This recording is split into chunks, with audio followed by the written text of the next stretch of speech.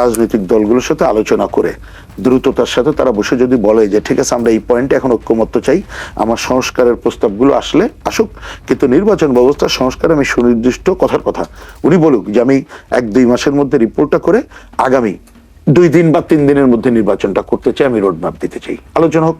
তখন আমরা যদি সবাই মিলে এই সুনির্দিষ্ট করি যে নির্বাচন ব্যবস্থার প্রধান সংস্কার কোনটা কোনটা করব, এবং ভালো নির্বাচনের জন্য অন্ততপক্ষে কোনটা কোনটা সংস্কার দরকার, ধরেন একটা পুলিশ প্রশাসন, জনপ্রশাসন, এর জন্য কয়দিন লাগবে আমরা ওনাদেরকে বলবো, কারণ ওনার তো ক্ষমতা। ওনারা যদি বলে আমার 3 দিন লাগবে, ওকে, আমরা সবাই মিলে কাজ করি, কাজ করে যদি দেখি 2 দিনে হয়ে গেছে, তাহলে 2 দিনের পর ইলেকশন হবে। আবার কাজ করতে যেয়ে দেখি 3 দিনে হচ্ছে না, এইটাকে 4 দিন লাগছে, কোনো সমস্যা নেই, 4 দিন পরে ইলেকশন করব। তাহলে দেখবেন এই পুরো কোনো কনফিউশন থাকবে না, কোনো যে কোনো, আমি বলছি যে কনফিউশনটা এখন আমাদের মধ্যে অনেকের মধ্যে থাকতেছে, কনফিউশন থাকবে না, আমরা আগায় যেতে পারবো। কিন্তু এই কাজটা যদি না করতে পারি এবং আমাদের যদি এই ঐক্যমত্যটা না থাকে, আমরা যদি আমাদের কতগুলো কনফিউশন ক্রিয়েট হয়, তাহলে সুযোগ কে নেবে বলেন? এক সুযোগ নেবে যারা হেরে গেছে সেই শক্তি, 2 সুযোগ নেবে দীর্ঘদিন অগণতান্ত্রিক শাসনের মধ্যে অনেক অপশক্তি গড়ে উঠেছে যারা এখনো কিন্তু আমাদের সমাজের মধ্যে আছে, এবং অনেক সময় দেখবেন আমাদের মধ্যে আপনি আছে কিনা খুঁজে দেখতে পারেন। 3, আমাদের ভূ রাজনৈতিক কারণে দেশি বিদেশি পাশের আধিপত্যবাদী দেশ, সাম্রাজ্যবাদী দেশ, তারা কিন্তু বাংলাদেশের উপরে প্রভাব বিস্তার করতে চায়, সেই জায়গাটা কিন্তু আছে। তারা কিন্তু এই সুযোগগুলো নেবে যদি আমরা এই কাজটা না করতে পারি। যেমন আমি প্রসঙ্গক্রমে বলি, দেখেন এই আলোচনা আমরা বারবার করছি, এটাও যদি বলেন অধিকাংশ রাজনৈতিক দলগুলোর পক্ষ থেকে, শুধুমাত্র বিচ্ছিন্নভাবে 2-1টা রাজনৈতিক দল, কারণ এটা আমরা জানি গণ অভ্যুত্থানে অংশ আমরা অনেকে নিলে আমাদের তো এক একজনের একটা দৃষ্টিভঙ্গি ছিল, আমি তো চাইবো আমারটা পাশ করে আনতে, উনি চাইবে ওনারটা পাশ করে আনতে, আরেকজন চাইবে ওনারটা পাশ করে আনতে। এখন এভারেজ করে অন্তত পক্ষে গণতান্ত্রিক ধারা অব্যাহত রাখার জন্য যতটুকু ভালো করণীয় সেটুক করতে হবে। তা অন্তর্বর্তীকালীন সরকার যদি সেই কাজটাই করে, তারা যদি বিশেষ কারোর দিক দিয়ে বা বিশেষ কোনো গোষ্ঠীর পক্ষ অবলম্বন না করে, তাহলেই কেবলমাত্র রাজনৈতিক দলগুলোর সাথে ঐক্য করে তুলতে পারবে। এই প্রসঙ্গক্রমে এই কথাটুকু আমি না বলে পারছি না। আমরা অনেক সময় দেখি যে এই অন্তর্বর্তীকালীন সরকারের মধ্যে এমন অনেকে আছেন, একসময় রাজনীতি করতে পারেন, অন্য কিছু করতে পারেন, কিন্তু যখন ওত নিছে তখন এর থেকে পদত্যাগ করে করতে হয়েছে। তাহলে তিনি ওই রাজনীতির পক্ষে তো কথা বলতে পারেন না, উনি যা বলবেন এটা হবে অন্তর্বর্তীকালীন সরকারের কথা। এই সরকারের সমর্থক বলে দাবিদার অনেকে আছেন, তারা এমন এমন কথা বলে যা দেখবেন যে আমাদের এই রাজনৈতিক দলগুলোর যে দৃষ্টিভঙ্গি মেজরিটি যা মনে করি তার বিপরীতে, তাতে কিন্তু সংকটগুলো আরো ঘনীভূত হবে। সুতরাং আমরা আশা করব যে রাজনৈতিক দলগুলোর সাথে আলোচনা করে রাজনৈতিক দলগুলোর ঐক্যমত্য 100% চাওয়ার দরকার নেই। 1 নম্বর হচ্ছে যে এই ঐক্যমত্য প্রথমে আগে একটু আসি, তাহলে আমাদের দেশবাসী এই বিবেচনায় যে ঐক্যমত্য, আমি বলেছি এটা আগেই আছে, কিন্তু যার যার জায়গা থেকে আমরা সভা সমাবেশ বিক্ষোভ স্টেটমেন্ট করেছি, কিন্তু এটার মধ্য দিয়ে অন্য একটা দেশ সে যদি এটা মনে করে যে এই পয়েন্টে আমাদের বিভক্তি আছে, আমি বলছি সে যদি মনে করে থাকে তাহলে সে দেখলো যে না, বিভক্তি নাই। এইটাই হচ্ছে প্রধান ব্যাপার। এই কিন্তু প্রসঙ্গক্রমে একটু বলি, যখন আপনি একটা দেশের নাম বললেন ভারতের কথা, মনে রাখতে হবে ভারত কিন্তু পুরো দেশগতভাবেই, আমাকে যদি বলেন তারা এই পুরো ঘটনার সাথে পুরো দেশ জড়িত, আমি সেটাকে বিলিভ করি না। কেন? কারণ ওইখানে যে সরকার আছে একটা হিন্দুত্ববাদী সরকার, সাম্প্রদায়িক সরকার, তারা এটার সাথে আছে, এবং আরো অনেকে আছে। আমরা জানি এখানে শুভেন্দু তিনি যেভাবে বলেছেন, মমতা বলেছেন, কিন্তু ওইদিকে আপনি লেফটদের পজিশন দেখেন, ভারতের জনগণের দেখেন, ওইখানে আদানি আর গরিব মানুষ কিন্তু এক না।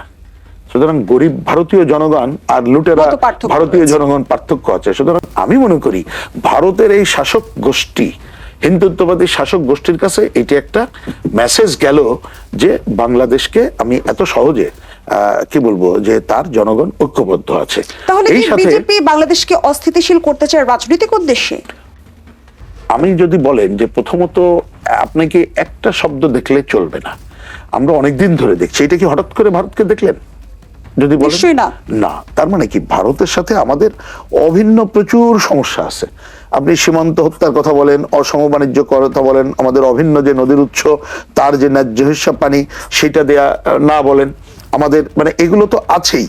এর সাথে বড় একটা বিষয় বিগত নিকট অতীতে দাঁড়িয়েছিল সরাসরি রাজনীতিতে হস্তক্ষেপ।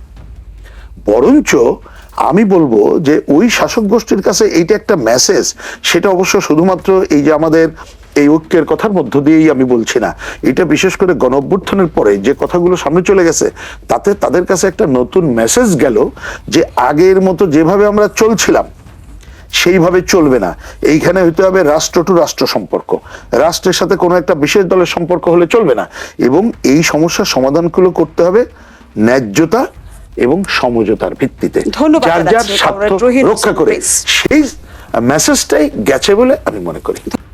না, প্রথমত হলো আপনি যে বিষয়টা বলতে চাইছেন, গতকালকের সভা বা আজকে একটা সভা হচ্ছে, তার আগের দিন একটা সভা হচ্ছে, আমাকে যদি বলেন যে ঐক্যের কথা আমরা বলছি, এই ঐক্যটা কিন্তু আমার বিবেচনায় ছিল, আগেও ছিল, আমি সবসময় নাইবা বললাম, আগেও ছিল, কিন্তু হয়তো একত্রে দেখা যায়নি, এইটুকুই, এর বেশি আমার এই জায়গাটিতে খুব একটা মনে হয় না। এই কারণ যখন দেশের একটা গুরুত্বপূর্ণ সংকট হয়, দেখবেন যে সাধারণভাবে মোটামুটি সামান্য কিছু এদিক ওদিক ছাড়া ঐক্যমত্য আমাদের হয়। হয়তো সেই ঐক্যের কথাটা আমরা যার যার জায়গা থেকে বলি, সেটা কিন্তু ঐক্যমত্য। কিন্তু এইবার অন্তর্বর্তীকালীন সরকার উদ্যোগে একটা সভা ডাকা হলো, যে সবাই যে আমাদের দেশের উপরে সম্প্রতি যে আঘাতগুলো আমরা দেখছি, মিথ্যা অপপ্রচার বা অসত্য অপপ্রচার বা একটা দেশের বিশেষ ডমিনেট করার বিষয়, এবং সেইটাকে ধরে একটা নানা ধরনের ঘটনা বলি, সেই ক্ষেত্রে সবাই অভিন্ন ভাষায় বলল যে এই ধরনের সংকটের মধ্যে আমরা এক আছি। এটাই আমি এইটুকুই দেখি। এখন আমাকে যদি বলেন, আমরা এটাকে দুইটা দিকে বিবেচনা করতে পারি। একটা হচ্ছে মনে রাখতে হবে যে ইউনিটি তো আমাদের তো দেশে সর্বোচ্চ ইউনিটি ছিল মুক্তিযুদ্ধের সময়, 1971-এ যে আমরা 9 মাসে সংগ্রাম করলাম। তারপরে বিভিন্ন সময় হয়তো রাজনৈতিক কারণে, খুবই স্বাভাবিক যেহেতু বিভিন্ন দল বিভিন্ন দৃষ্টিভঙ্গি আছে, আমাদের যার যার কাজ করি, কিন্তু পরে একটা ইউনিটি ঘটলো 90-তে, এবং তারপরে এবার একটা বড় ইউনিটি ঘটলো দেশবাসীর, আমি বলবো সেটা হচ্ছে জুলাই আগস্টের গণ অভ্যুত্থানকে কেন্দ্র করে। তো এখন এইটার যে লক্ষ্য, এই লক্ষ্যটা অর্জনের ক্ষেত্রে যদি আমরা ঐক্যবদ্ধ থাকতে পারি, সেই ঐক্যটাই হবে গুরুত্বপূর্ণ। তা আমার বিবেচনায় সেই লক্ষ্য অর্জন মানে কি? লক্ষ্য অর্জন মানে ধরেন এখানে তো অনেকগুলো দল, এবং মতের ক্ষেত্রে যদি বলেন উল্টা মত আছে, আদর্শগত পার্থক্য মানে কি একেবারে উল্টা পার্থক্য আছে, মানে সামান্য বিরোধিতা না। তো এখন সেই জায়গায় এটা খুবই স্বাভাবিক, আমরা প্রত্যাশা করি দেশ যখন সংকটে যদি পড়ে, ঐক্যবদ্ধ আমাদের থাকা দরকার, সেই পয়েন্টে দেশের প্রশ্নে সেটা থাকবো। কিন্তু আমরা আমাদের যদি বলেন রাষ্ট্র ক্ষমতা পরিচালনা এবং এই জায়গায়, সেই জায়গার ঐক্যমত্যটা কি? ঐক্যমত্যটা হচ্ছে জনগণের প্রত্যক্ষ ভোটে নির্বাচিত প্রতিনিধিরা দেশ শাসন করবে। আমরা ওইটা ঐক্যমত্য হয়ে যদি একটা ভালো ভোটের মাধ্যমে একটা সরকার গঠন করতে পারি, ওইটাও কিন্তু আপনাকে ঐক্যমত্য হিসেবে বিবেচনা করতে হবে। আমি বিবেচনা করি এই যে ফলটার কথা বলছেন, অন্তত পক্ষে যেখানে আমরা দাঁড়িয়েছি, অনেকদিন ধরে দাঁড়িয়েছি, আমি বলবো এই অভ্যুত্থানের পরপরই একমাত্র এর বিরোধী শক্তি ছাড়া যে আমাদের সাধারণভাবে যে ঐক্যমত্য আছে, সেই ঐক্যমত্য অন্তত পক্ষে যে কারণে আমাদের এখনকার ঘটনা, আমরা কিন্তু কালকে এই সভাতে পরিষ্কার বলেছি যে এইখানে দুই দেশের মধ্যে সাম্প্রদায়িক সম্প্রীতির অনেকগুলো ঘটনার মধ্যে একটা অবনতি ঘটানোর চেষ্টা হচ্ছে, এবং এইটাকে আমাদের রুখে দাঁড়াতে হবে অসাম্প্রদায়িক অবস্থান থেকে। সুতরাং সেইটা যদি আমি একটা অন্যতম ভিত্তি হিসাবে ধরি, এবং সেইটাকে যদি সংশ্লিষ্ট রাজনৈতিক দল এবং অন্যরাও আসতে পারে, আমি মনে করি সেটা একটি অর্জন বলে আমার কাছে মনে হয়। আমরা প্রত্যাশা করব আমরা যাতে সেই অর্জনের দিকে আগায় যেতে পারি, এবং আমরা একটা ভালো ভোটের মধ্য দিয়েই একটা নির্বাচিত সরকারের কাছে ক্ষমতা হস্তান্তরের জায়গায় যেতে পারি। এটি একটি। আর একটা ঐক্যমত্য হচ্ছে এবারের এই গণ অভ্যুত্থানের মধ্যে, সেটা হলো যে আমরা স্বৈরাচারের অবসান ঘটাই, কিন্তু স্বৈরাচারের ব্যবস্থা উচ্ছেদ না হওয়ার কারণে বারবার স্বৈরতন্ত্রটা ফিরে আসে। কিন্তু এইটা এক কথায় কালকে এমন কতগুলো ফর্মুলা আমরা করে দিলাম, তাতে করে আর ফিরে আসবেন, এটা কিন্তু এত সহজ না। কিন্তু কতগুলো আমরা সেফটি ক্লজ রাখতে পারি, যাতে করে ওই আশার প্রবণতাটা আমরা রোধ করতে পারি।